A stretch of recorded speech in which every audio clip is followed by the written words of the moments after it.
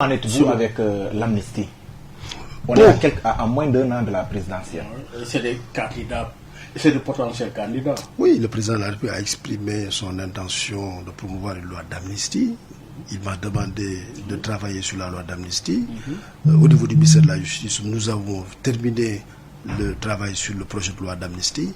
Maintenant, il appartient au président de la République de prendre langue avec ceux qui sont intéressés ou bien d'envoyer le projet de loi. Quelle est la démarche qui est privilégiée, le projet d'amnistie pour les deux? Non, c'est d'amnistier, parce que vous savez, le problème de l'amnistie, c'est que parfois il est difficile d'amnistier des personnes.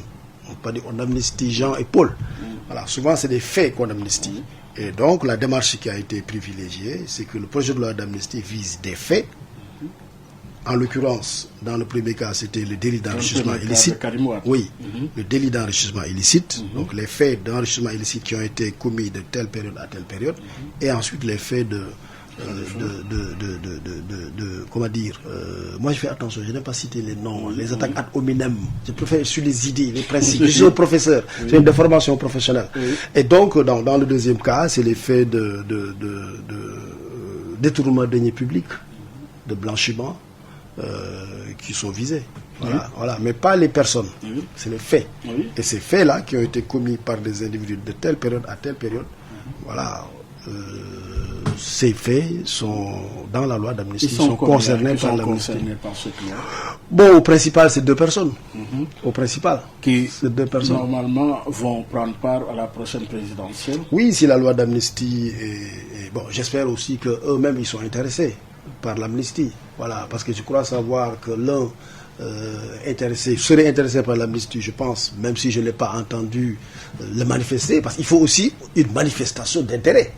Je suis intéressé. Et l'autre, je sais qu'il a dit qu'il n'est pas intéressé par une amnistie. Mais dans ce cas, pourquoi n'avez-vous pas privilégié la voie parlementaire en modifiant l'article L29? Comme ça, voilà, tout le monde allait recouvrer son droit d'éligibilité et ça passe. Non, le L29, attention, si vous voulez le faire. Si vous voulez le faire, vous allez dire que désormais, tous les individus qui avaient commis ces infractions et qui n'étaient plus sur la liste électorale peuvent l'intégrer. Mais auparavant, ça n'existait pas. C'est vous qui l'avez introduit. Non, c'est depuis 1992 le code électoral consensuel. L29. Mais le candidat électeur, c'est vous. Non, le candidat... Non. Pour être éligible, il faut être électeur. C'était dit pour les élections territoriales, c'était dit pour l'Assemblée nationale. Nous, on l'a juste fait pour la présidentielle. Pourquoi? Donc, le dossier est entre les mains du chef de l'État.